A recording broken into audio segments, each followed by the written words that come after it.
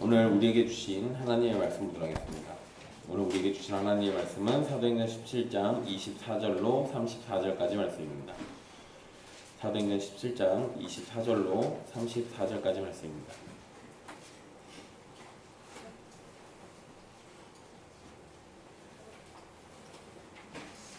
귀하신 하나님의 말씀 받들어서 읽도록 하겠습니다. 우주와 그 가운데 있는 만물을 지으신 하나님께서는 천지의 주제시니 손으로 지은 전에 계시지 아니하시고 또 무엇이 부족한 것처럼 사람의 손으로 섬김을 받으시는 것이 아니니 이는 만민에게 생명과 호흡과 만물을 친히 주시는 이심이라. 인류의 모든 족속을 한 혈통으로 만드사 온 땅에 살게 하시고 그들의 연대를 정하시며 거주의 경계를 한정하셨으니 이는 사람으로 혹 하나님을 더듬어 찾아 발견하게 하려 하심이로되 그는 우리 각 사람에게서 멀리 계시지 아니하도다. 우리가 그를 힘입어 살며 기동하며 존재하느니라. 너희 시인 중 어떤 사람들의 말과 같이 우리가 그의 소생이라 하니 이와 같이 하나님의 소생이 되었은즉 하나님을 금이나 은이나 돌이나 사람의 기술과 고안으로 새긴 것들과 같이 여길 것이 아니니라. 알지 못하던 시대에는 하나님이 간과하셨거니와 이제는 어디든지 사람에게 다 명하여 회개하라 하셨으니 이는 정하신 사람으로 하여금 천하를 공의로 심판할 날을 작정하시고 이에 그를 죽은 자 가운데서 다시 살리신 것으로 모든 사람에게 믿을 만한 증거를 주셨음이니라 하니라. 그들이 죽은 자의 부활을 듣고 어떤 사람은 조롱도 하고 어떤 사람은 이 일에 대하여 내 말을 다시 듣겠다 하니 이에 바울이 그들 가운데서 떠나매 몇 사람이 그를 가까이하여 믿으니 그 중에는 아레오바고 관리 시오와 다말이라 하는 여자와 또 다른 사람들도 있었더라. 아멘. 이 말씀은 살아계신 하나님의 말씀입니다. 지난 시간 오늘 본문의 말씀을 주의하면서 어떤 내용인지를 살폈습니다. 바울은 아레오바고에 붙들려 갔고 그곳에서 자신이 전하는 복음이 무엇인지에 대해서 설명해야 했습니다. 바울은 아덴에서 본 것을 활용해서 그들이 알지 못하는 신이라고 부르는 존재를 알려주겠다고 하면서 만물을 지으신 하나님을 말했고 천지의 주인이심을 선언했습니다. 하나님은 사람이 손으로 만든 건물에 있지도 않으시고 무엇이 부족한 것처럼 사람의 손으로 섬김을 받아야 하는 것도 아닙니다. 오히려 하나님께서는 만물에게 생명과 호흡과 필요한 모든 것을 친히 공급해 주시는 분이십니다. 하나님께서는 모든 인간을 한 혈통으로 만드셨고 그들의 연대와 거주의 경계도 정하셨습니다. 그래서 우리는 하나님을 더듬어 찾아 발견할 수 있도록 하셨고 우리에게서 멀리 떠나 계시는 분도 아니라고 성경은 분명히 밝히고 있습니다. 바울은 이런 설명을 하면서 우리가 하나님의 후손이라면 하나님을 금이나 은이나 돌에다가 새기는 우상을 만드는 것은 잘못된 일이고 이제는 하나님께서 회개할 것을 명령하셨으니 심판이 내리기 전에 회개할 것을 촉구했습니다. 그리고 심판에 대해서도 이야기를 했는데요. 심판에 대한 이야기하면서 심판할 날을 이미 작정하셨고 심판하실 분으로 죽은 자 가운데서 다시 살아나신 한 사람을 정하셨다고도 말했습니다. 이런 바울의 설교를 들은 아레오바고 공회는 바울을 막거나 쫓아내는 결정을 하지는 않았습니다. 그렇지만 부활을 말했기 때문에 어떤 사람들은 조롱했습니다. 그리고 그 어떤 사람들은 조롱을 했지만 또 어떤 사람들은 바울을 가까이 하면서 복음을 받아들이기도 했습니다. 지난 시간에 이러한 내용들을 우리가 쭉 살폈는데요. 오늘은 이 내용들을 가지고 몇 가지를 생각해 보도록 하겠습니다. 일단 참 다행인 거는 아레오바고에서 사도 바울은 이제 이 설교를 하고 복음을 전하는데 아덴에서 크게 방해받을 일이 없습니다. 왜냐하면 아레오바고에서 이 설교가 끝나고 난 다음에 사도 바울을 막지는 않았거든요. 그렇다는 얘기는 이제는 아덴에서 정식적으로 복음을 전해도 되는 상황이 된 겁니다. 그런 걸로만 놓고 보면 분명히 이 아레오바고의 설교는 이 아덴 사람들을 설득하고 거기에서 하나님과 예수 그리스도를 증거할 수 있는 기반을 만드는데 아주 중요한 설교가 된 겁니다. 그래서 간혹 가다가 이 아레오바고 설교가 실패한 설교라고 하시는 분들이 있는데 이러한 맥락을 놓고 보면 아레오바고 설교는 결코 실패한 설교가 아닙니다. 그리고 누차 말씀드렸지만 설교는 매번 실패하는 것이 아닙니다. 설교는 목사가 죽을 썼든 아니면 기가 막히게 잘 전했든 언제나 성공합니다. 왜냐하면 설교를 한 설교자는 그냥 사람이지만 그 설교를 활용하셔서 자신의 뜻을 이루시는 분은 성령 하나님이시기 때문에 그렇습니다. 그렇다는 얘기는 사람이 작성한 설교문에 하나님이 매이시는 게 아니라 그 엉터리 같은 설교문조차도 들어서 사용하시고 그렇게 해서 하나님의 영광을 드러내시기 때문에 실패한 설교라는 것은 존재하지 않습니다. 그러한 내용들을 여러분들 잘 기억해 두시고요. 이 아레오바고에서 바울은 일단 아데네에서 만났던 이 철학자들과 논쟁하는 가운데 있었습니다. 그리고 철학자들의 영향을 받은 이 아데네에서 설교를 해야 했기 때문에 철학자들이 가지고 있는 개념들을 잘 활용해서 복음을 전하려고 했습니다. 그러나 바울이 전한 내용의 핵심은 성경이었다라는 것을 우리는 기억해야 합니다. 그냥 단순히 철학자들의 입맛에 맞게 또는 철학자들이 쓰는 용어를 가지고 철학적인 개념으로만 접근했다라는 게 아니라 바울이 정말로 전하려고 했던 그 핵심적인 내용들은 다 성경에 기반을 두고 있다라는 거예요. 지난 시간에 설명드렸던 것처럼 중요한 주제를 다 설명할 때는 항상 그것이 성경 안에서 나오는 가르침들이었습니다. 그러니까 바울은 철학적인 이야기를 하더라도 성경을 기초해서 이야기를 전했다는 겁니다. 이런 것이 사실은 매우 중요한 자세이기도 해요. 반대도 있습니다. 성경을 쭉 늘어놨지만 하나도 성경적이지 않은 이야기들도 있습니다. 그러니까 이거는 듣는 사람들이 베레아 사람처럼 분별이라는 걸 해야 돼요. 아무리 똑같은 말씀을 가지고 전한다 하더라도 어떤 사람은 성경 말씀을 많이 말하진 않지만 그 중심되는 핵심 내용들을 다 성경에서 가져와서 이야기할 때가 있습니다. 그런데 어떤 경우에는 성경 구절을 잔뜩 인용해 놨지만 성경하고는 하나도 상관없는 내용을 주장할 때도 있어요. 이런 것들을 우리는 사실은 좀 주의할 필요가 있습니다. 여러분 조나단 에드워즈 제가 자주 얘기해 드리죠. 이분이 쓴 책 중에 참된 미덕의 본질이라는 책이 있습니다. 그렇게 두껍지 않아요. 그런데 이 책은 철학책으로 분류가 됩니다. 그런데 그 책 안에는 성경 구절이 또 하나도 안 나와요. 그런데 에드워즈가 의도한 바는 성경이 가르쳐주고 있는 미덕, 진정한 덕이 무엇이냐 그거에 대해서 논증을 합니다. 결국은 하나님으로부터 나오는 미덕이 참된 미덕이라는 걸 알려줘요. 참된 미덕은 언제나 하나님으로부터 나온다라는 사실을 알려줍니다. 그런데 재미나게도 그 책에는 성경 구절이 안 나와요.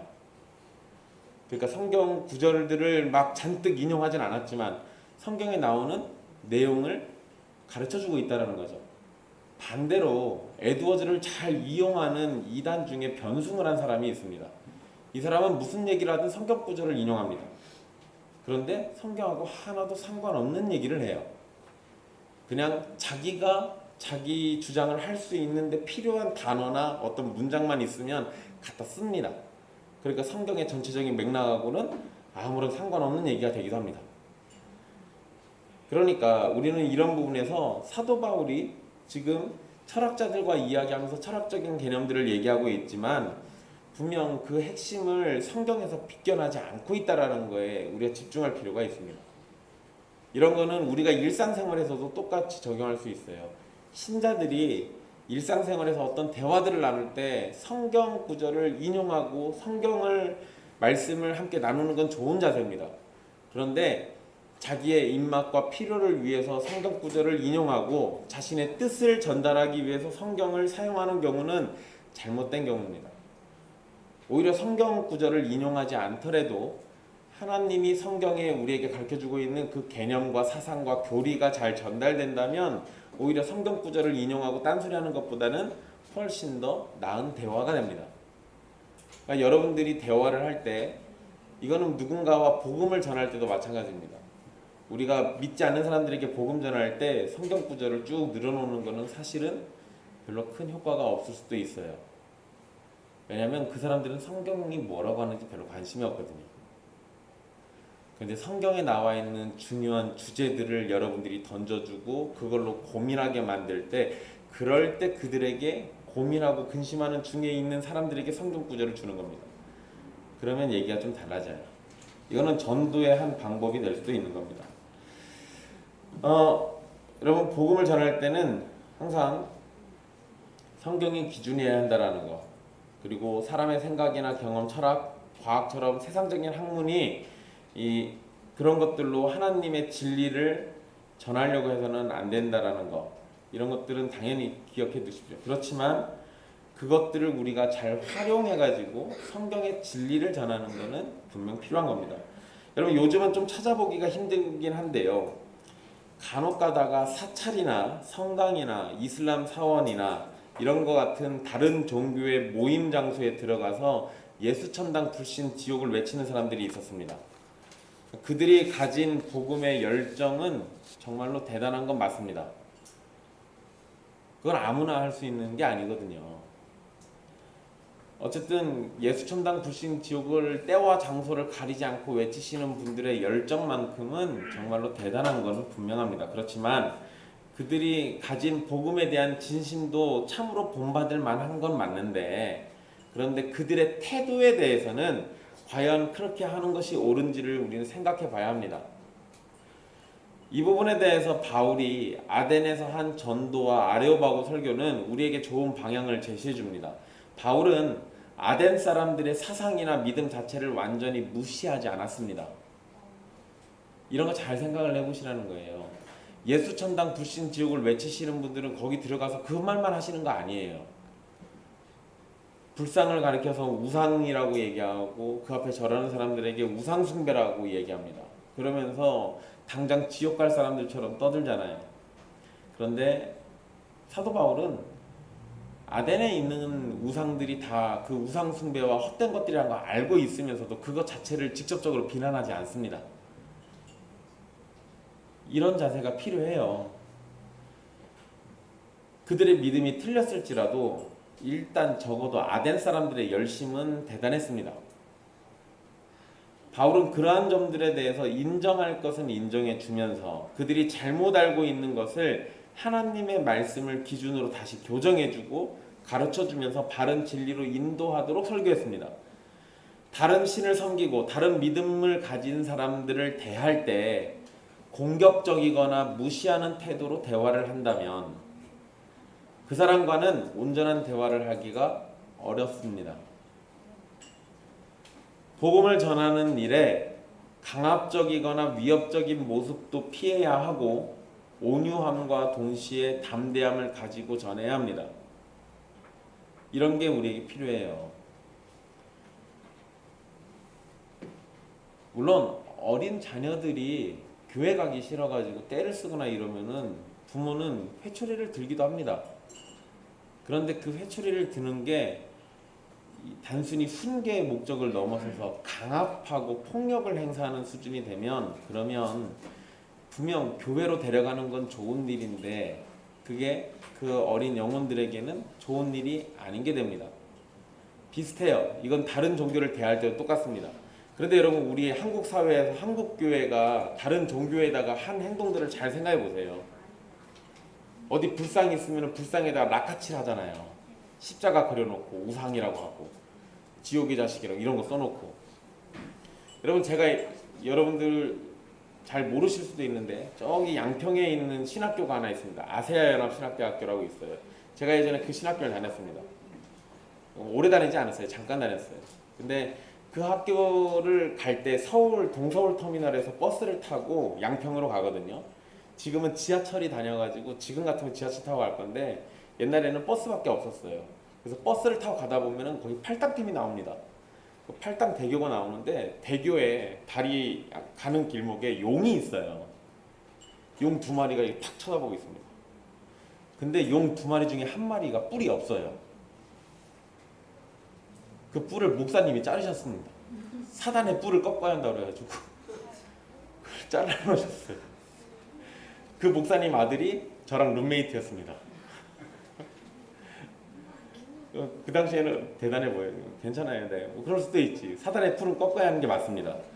근데 여러분, 용의 뿌리 장식해 놓은 그게 다 사단이라고 할 수는 없잖아요. 그리고 사단의 뿔을 꺾는 거는 맞는 거예요. 그죠? 그런데 거기 있는 그거를 잘라버리면 사람들이 지나가면서 그 사실을 알게 됐을 때, 그러면 기독교는 정말로 참 하나님만 섬기는구나 라고 생각하겠습니까? 아니면 기독교인들은 무식하고 폭력적이라고 생각하겠습니까? 그런 식으로 인식이 돼요. 그게 정말 꼴보기 싫지만 그거를 내 손으로 때려 부시는 게 능사가 아닙니다. 그렇게 했을 때는 폭력적인 게 됩니다. 그럼 복음을 전하는데 굉장히 방해가 돼요. 그렇게 접근하는 게 아니에요.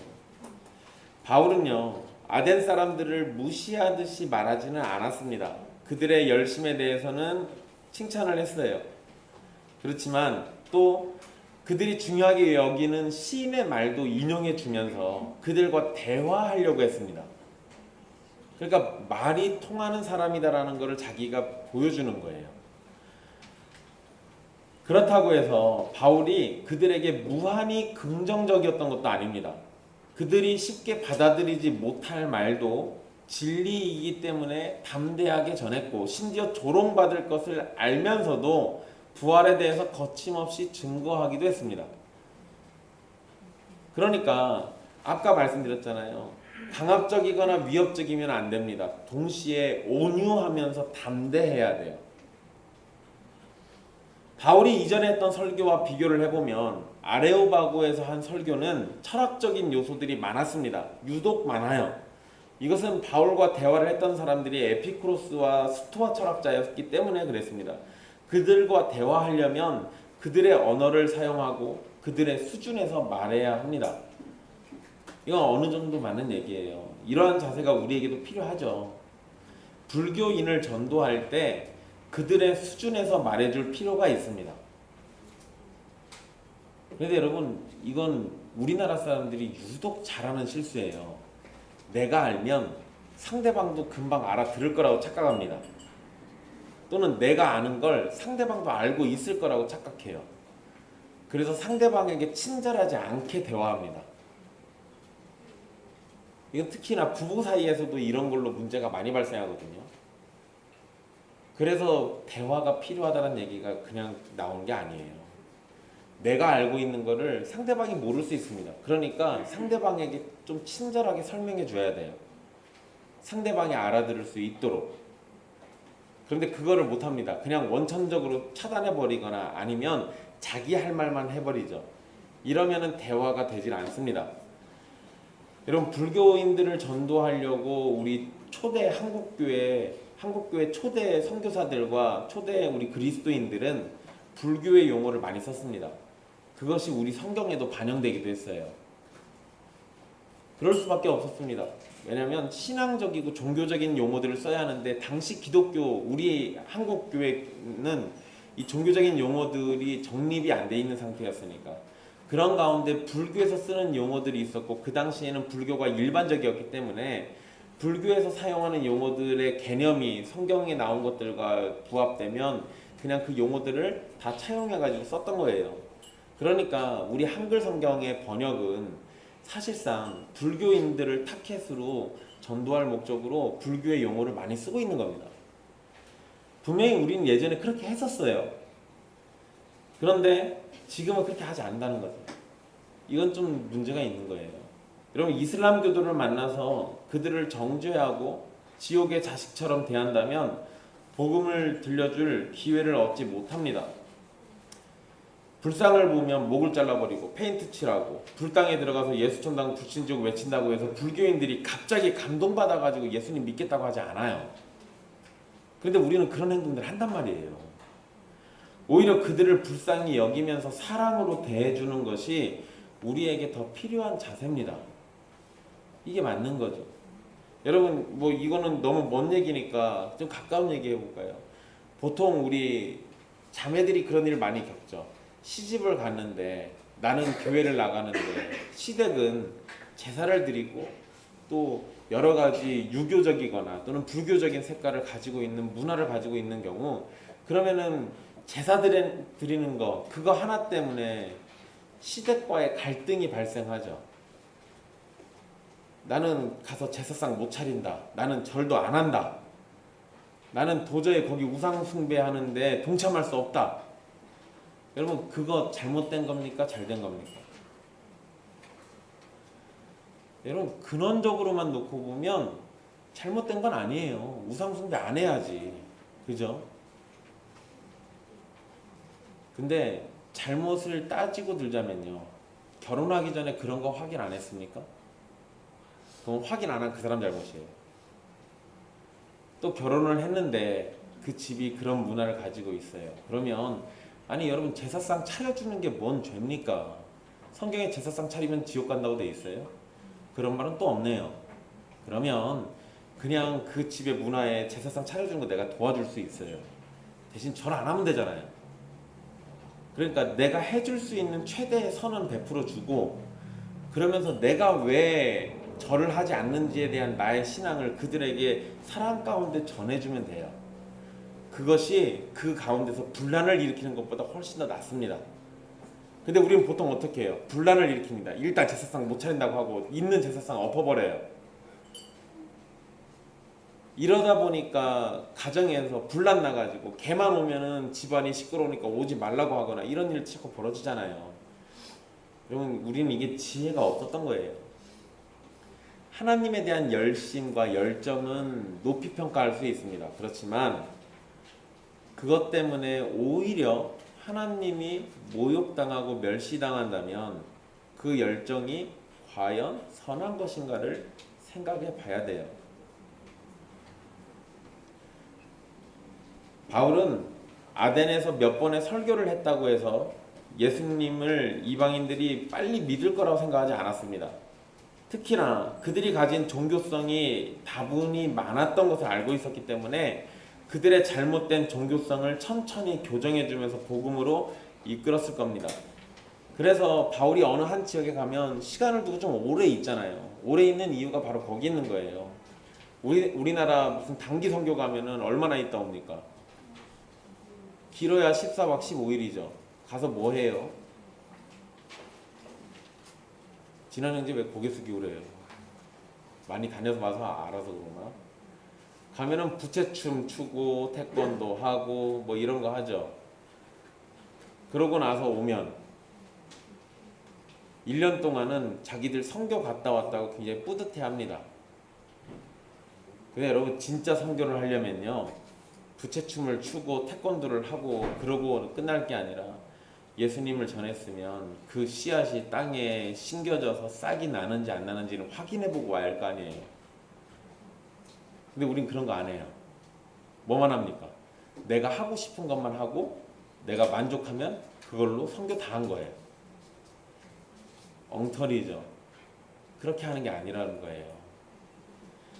여러분, 우리나라에 사무엘 모펫이라는 선교사가 선교를 왔었습니다. 이전에 한번 말씀드린 적 있죠. 사무엘 모펫의 이름을 한자식으로 쓰면 마포삼열이라고 합니다. 이 선교사가 원래 중국에서 사용하던 전도지를 한글판으로 번역을 해가지고 사용을 했습니다. 그 전도지가 장원양우상론이에요. 장씨 그리고 원씨 두 사람이 나옵니다. 이 두 사람이 서로 기독교에 대해서 질문하고 답하는 내용인데요. 불신자인 원씨가 신자인 장씨에게 질문을 하면 장씨는 성경을 기반으로 해서 그거에 대한 답을 해줍니다. 이 소책자에서도 장씨가 원씨를 전도하는데 친절함과 담대함을 가지고 진리를 전해줍니다. 그리고 오래도록 인내해요. 그냥 그날 전하고 그날 바로 예수님 믿으라고 강요하지 않았다는 거예요. 바울이 보여주는 아덴에서의 모습이 바로 그런 모습입니다. 아덴 사람들을 비난하거나 멸시하지는 않지만 잘못된 것에 관해서는 차분히 그리고 담대하게 가르쳐줍니다. 이게 우리에게 필요한 거예요. 여러분, 이건 저도 잘하는 실수인데 우리는 주변 사람들 아니면 가족들 뭘 잘못했을 때 어떻게 가르쳐 줍니까? 일단 뭐가 틀려 먹었는지부터 지적하죠. 너는 그래서 안 돼. 너는 이거 틀린 거야. 잘못된 거야. 이런 것부터 얘기합니다. 그러면 듣는 사람은 어떨까요? 무릎을 꿇고 눈물을 흘리면서 나의 인생이 이렇게 잘못됐구나. 구구절절 다 옳은 말씀입니다. 이럽니까? 아니요. 내가 지적하고 손가락질 하는 순간 마음의 문을 닫아요. 그래서 안 듣고 싶어지죠. 나중에는 그래 네 얘기가 다 맞긴 한데 네 말은 듣기 싫어가 됩니다. 이거는 부모와 자식 사이에서도 똑같이 벌어지는 일이에요.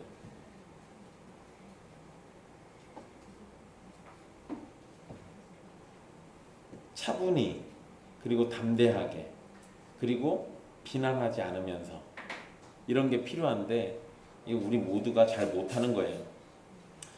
어쨌든 이러한 자세는 다른 종교를 가진 사람뿐만 아니라 잘못된 믿음을 가진 사람에게도 사실 동일합니다.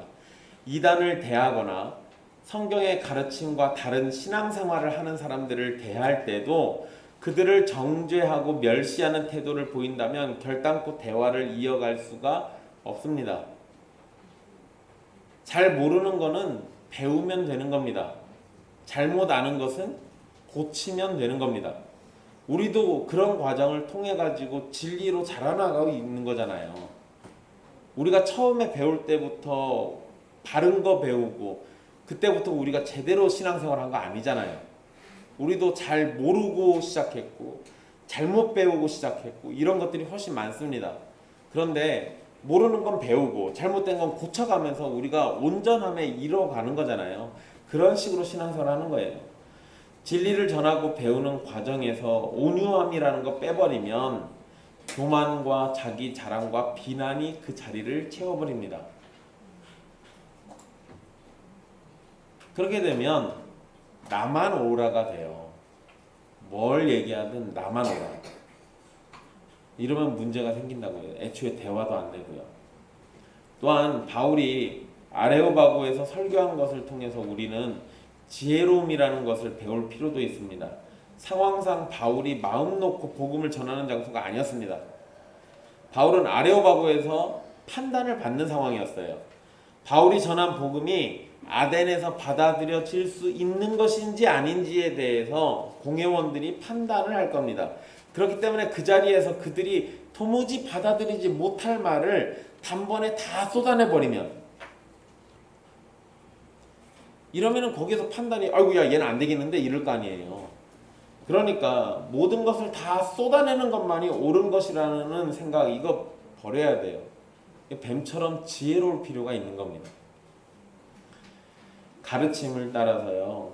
이 뱀처럼 지혜로워야 한다는 이 가르침을 따라서 상황을 따라 천천히 복음의 진리를 드러낼 수도 있는 거예요. 여러분 또 자꾸 나와서 죄송한데 지하철이나 길거리에서 우리 지나가는 사람들 향해서 손가락질하면서 예수천당 불신자 외치는 것은 아무리 맞는 말을 해도 사람들에게 거부 반응만 생깁니다. 그들에게 진짜로 복음을 잘 전해주고 싶다면 그들과 대화할 수 있는 상황을 만들거나 그들의 마음이 열리도록 천천히 다가가는 것도 하나의 방법이에요. 그러니까 사도 바울이 아레오바고에서 예수님의 십자가 얘기는 안 했거든요. 그거 얘기 안 했다고 그래서 사도 바울이 복음을 다 안전한 게 아니라는 거예요. 이건 여러분 가족들을 전도할 때나 또는 친한 이웃에게 복음을 전할 때도 비슷합니다. 상황과 장소를 따지지 않고 무조건 예수님을 전하는 것이 바른 것은 아닙니다. 그들에게 복음을 말하기 위해서 천천히 다가가면서 그들이 생각하고 있는 것을 물으면서 대화를 통해서 잘못된 것을 바로잡도록 도와주고 복음으로 인도되도록 오래 참음 가운데 전도를 해야 합니다. 제가 이렇게 얘기하면 말씀을 잘 아시는 분들은 대번에 이런 말씀하실 거예요. 너는 말씀을 전파하라. 때를 얻든지 못 얻든지 항상 힘쓰라. 이거 디모데후서 4장 2절의 말씀인데요.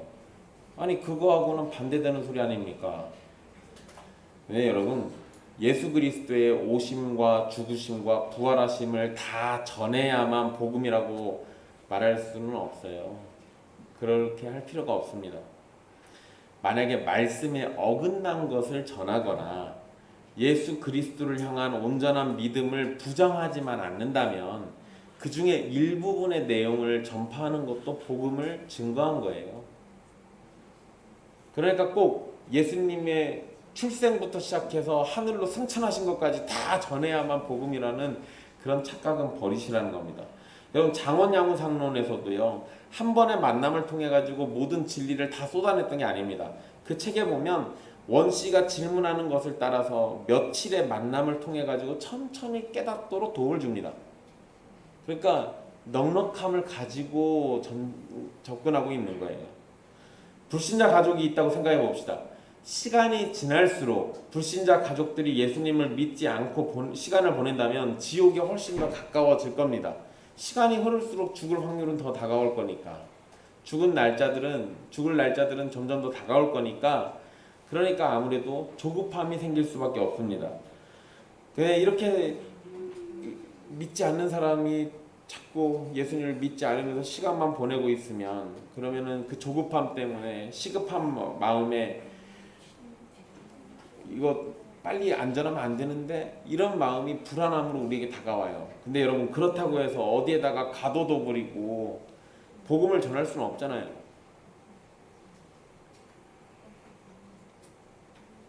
그리고 보통 가족에게 복음을 전한다는 것이 가장 어려운 일이라는 것을 우리는 경험적으로 잘 알고 있습니다. 사실 불신자 가족이나 이웃들은 우리의 믿음 생활에 대해서 이해하지 못하기도 합니다. 게다가 우리의 신앙생활이 때로는 그들에게 불편함을 줄 수도 있어요.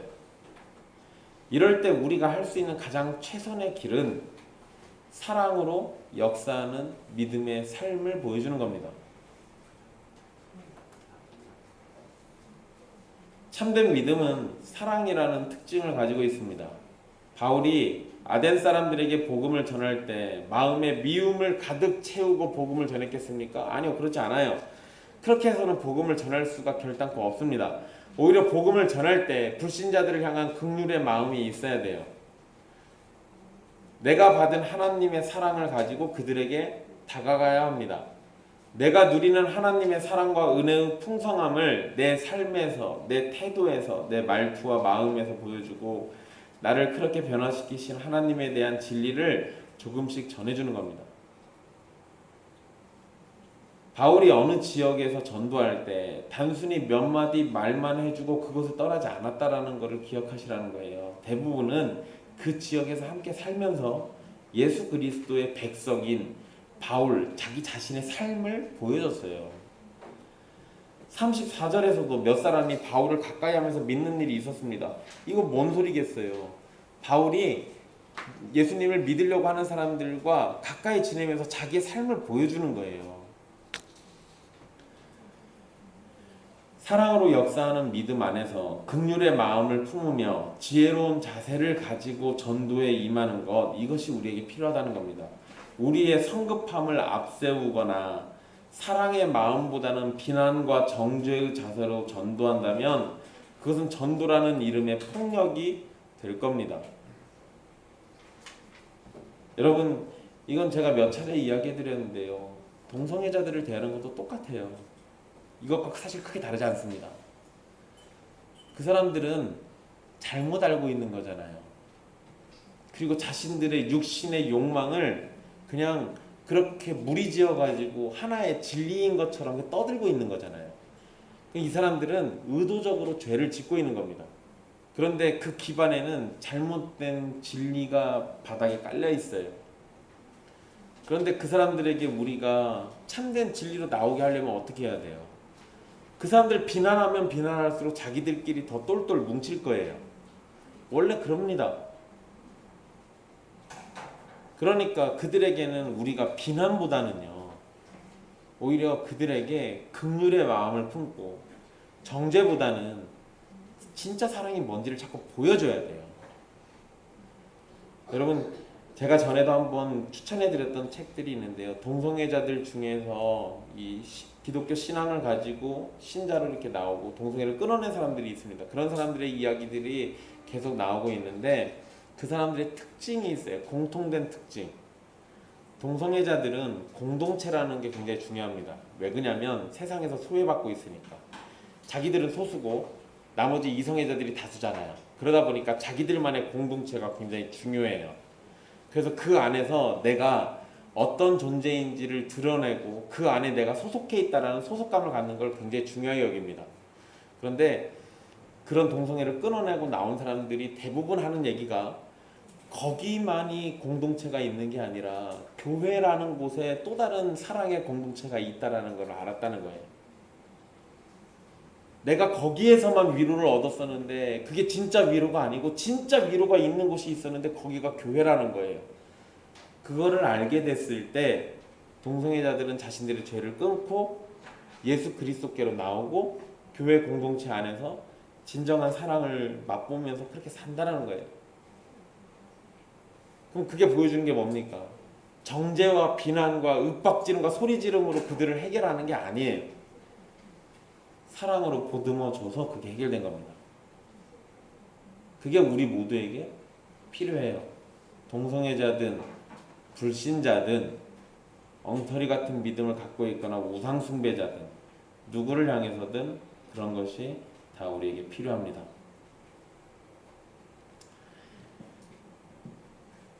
바울이 아레오바고에서 복음을 전부 전했던 건 아닙니다. 일부분을 전했던 건데요. 그런데 그 전했던 내용들 중에는 받아들이지 못할 내용도 있었습니다. 그게 이제 이 부활과 관련된 거였죠. 자칫 그러한 내용으로 인해서 바울은 또다시 거절되거나 핍박당할 수도 있었습니다. 그렇지만 바울은 더 강력하게 말할 수 있었으면서도 적당히 조절을 하긴 했지만 동시에 전해야 할 내용에 대해서는 타협이라는 게 없었어요. 그러니까 이런 겁니다. 천지를 지으신 여호와 하나님에 대해서 얘기했어요. 그분이 모든 인간들을 다 다스리신다는 것도 얘기했습니다. 그리고 심판에 대해서도 얘기했어요. 그런데 심판에 대해서 얘기할 때 심판하시는 한 분이 계시고 하나님이 그날을 작정하셨다라는 것을 얘기해야 하는데 그 부분을 잘 설명해야 하는데 그냥 심판할 누군가가 있다 하고 넘어가 버리면 이방인들은 또 다른 신들을 막 찾을 거예요. 심판하는 또 다른 신. 근데 사도 바울이 그런 거를 예방하고 싶으니까 그 심판하는 사람에 대한 증거를 줬는데 죽은 자 가운데 부활한 거야. 그런 사람이 바로 우리의 심판자야 라고 얘기해 버립니다.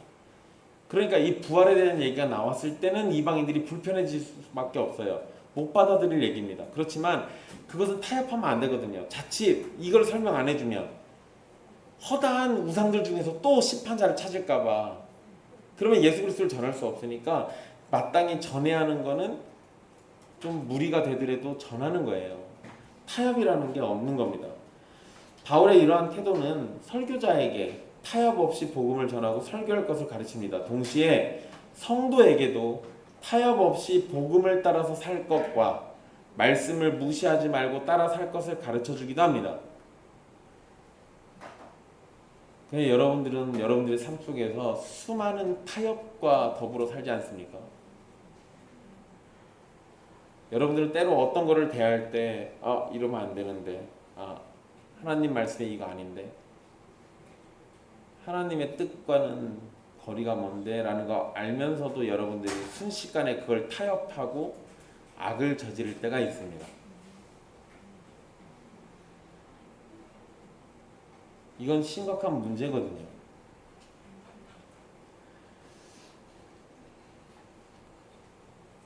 우리가 신앙생활을 하면서 지혜롭게 행동해야 할 때가 있습니다. 그럴 때 우리는 하나님의 법을 어기지 않는 선에서 지혜롭게 행동할 수 있습니다. 때로는 하나님의 법을 어기지 않기 위해서 피해를 받을 수도 있어요. 하나님의 법을 지키려다 보니까 내가 손해를 받는 경우도 있습니다. 그러나 그것이 싫다고 하나님의 법을 어기면서 사람들의 눈을 두려워하는 모습을 보인다면 그것은 심각한 신앙의 문제가 될 겁니다. 우리가 어떤 일을 대할 때 어떤 결정이 지혜로우면서도 동시에 하나님의 뜻을 어기지 않는 것인지를 매우 심각하게 고민해야 한다는 겁니다. 사람은 보통 자신의 욕심과 소원을 따라서 행동하고 생각합니다. 그것을 위해서 때로 하나님의 뜻까지도 자신의 마음대로 판단하고 바꾸기도 합니다. 그리고 그것을 합리화하면서 자신의 결정과 행동에 아무런 문제가 없다고 생각할 수도 있어요. 여러분, 우리 그런 거 잘하잖아요. 성경 말씀에 이거 아니래. 그래서 알았어요. 아, 이거 하면 안 되는구나. 근데 성경을 더 뒤져봐요. 혹시 하나님이 또 딴소리 하신 거 없을까? 그래서 혹시나 딴소리 한 게 있으면 이제 그거 붙잡고 자기가 원하는 대로 하고 싶은 거예요. 예, 여러분, 이미 그런 자세를 가진 것 자체가 타협을 해버린 겁니다. 범죄를 저지르고 싶어서 이미 타협해버린 거예요. 그러지 마십시오. 성도가 지혜롭게 행동하는 것은 좋은 일이지만 그 과정에서 타협과 무시로 하나님의 뜻을 대한다면 결국에는 하나님의 뜻대로가 아니라 자신의 욕심을 따라 살게 될 겁니다. 그러니 자신의 소원을 하나님의 뜻에 맞추는 연습을 하고 실제로 자신의 소원을 하나님의 뜻 안에서 찾아야만 합니다. 인간적인 욕심을 완전히 버리라는 것은 아닙니다. 그러나 그것이 하나님의 뜻을 어기거나 방해한다면 육신의 욕심을 배설물로 여기고 버려야 한다는 겁니다. 바울은 그 시대에 뛰어난 학자였고 사상가였습니다. 그가 아레오바고에서 철학자들의 입맛에 맞게 말하려고 한다면요, 얼마든지 할 수 있었을 겁니다. 그는 지혜롭게 복음을 조금씩 전했지만 동시에 필요한 내용에 있어서는 거침이 없었어요. 그러니까 철학자들의 입맛에 대충 맞게 구렁이 담 넘어가듯이 그렇게 대충 하고는 넘어갈 수도 있지만 그렇게 하지 않았다는 거예요. 최대한 그들에게 이질감 없게, 거부 반응 없게 전달을 하면서도 필요한 부분에 있어서는 타협하지 않고 물러서지 않는 것. 이런 두 가지의 모습을 동시에 지금 우리에게 보여주고 있습니다. 그곳에 모인 사람들의 귀에 듣기 좋은 말만 해서 인기를 얻거나 명성을 얻고 사람들에게 칭송을 받을 수도 있었지만 그것으로는 복음을 온전히 전할 수 없었기 때문에 마땅히 전해야 할 말은 타협 없이 전했던 겁니다. 오늘 본문의 말씀을 살피면서 우리는 두 가지 극단처럼 보이는 모습을 보게 됩니다. 타종교, 다른 종교를 가진 사람이나 불신자나 가족 중에 예수님을 믿지 않는 사람에게 복음을 전할 때는 우리는 분명 지혜로움이 필요합니다. 그리고 따뜻함이 필요해요. 그렇지만 복음을 전한다는 명분으로 타협을 할 수도 없습니다. 지혜롭게 행동하라는 것이 타협 없이 무엇이든지 이용해서 복음을 전하라는 것이 아니에요. 예를 들어서 불교인을 전도하기 위해서 불당에서 부처님 상에 절을 하면서 친해지려고 하는 것은 친근하게 다가가는 것은 얻을 수 있겠지만 우상숭배라는 심각한 죄를 짓게 됩니다. 이러면 안 되죠. 불교인과는 가서 친하게 차도 한잔 마시고 절밥도 같이 나눠 먹으면서 얘기할 수 있습니다. 그렇지만 불상 앞에 절하는 건 안 돼요. 불교인과 친해져서 복음을 전하려는 것은 지혜로운 모습이지만 우상숭배를 하는 것은 결단코 안 되는 거죠. 바울이 아레오바고에서 보인 모습을 잘 보십시오. 그들과 대화하기 위해서 그들의 언어를 사용하지만 그들의 잘못에 동참하거나 진리를 부정하는 일을 하지 않습니다.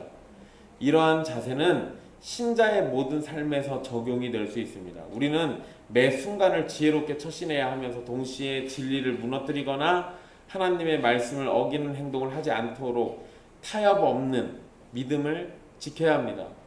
이 두 가지를 동시에 우리가 가지려면 많은 노력으로 약간은 해낼 수 있을 겁니다. 그렇지만 궁극적으로는 이 두 가지의 모습을 다 가지려면 지혜의 근본이신 하나님께 은혜를 받아야만 하고 우리의 믿음을 굳세게 해주시는 성령님의 도움이 있어야 가능합니다. 그래서 성도는 모든 일에 있어서 기도로 하나님을 의지하고 하나님의 도우심으로 지혜롭고 담대하게 성도의 삶을 살아가면서 얻어진 결과로 하나님을 찬송하며 살아가는 겁니다. 사랑하는 형제자매 여러분, 하나님께서 저와 여러분에게 지혜로움을 허락해 주시고 사랑으로 역사하는 믿음을 더욱 굳세게 해주시기를 간절히 소망합니다. 솔로몬의 지혜는 하나님께서 주신 선물입니다. 다니엘과 다니엘의 세 친구가 가진 담대함도 하나님의 은혜 가운데 주어진 선물입니다.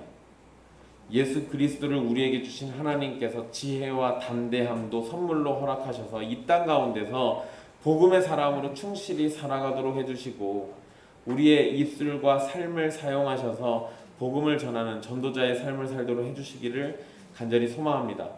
그리고 주님이 저와 여러분에게 따뜻함과 사랑 많음을 허락해 주셔서 온유함으로 여러분들의 가족 또 이웃들 또 복음을 전해야 하는 사람들에게 따뜻함으로 복음을 전할 수 있었으면 좋겠습니다.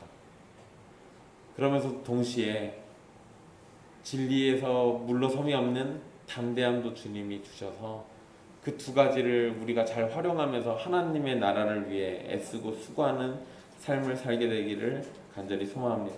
기도하겠습니다.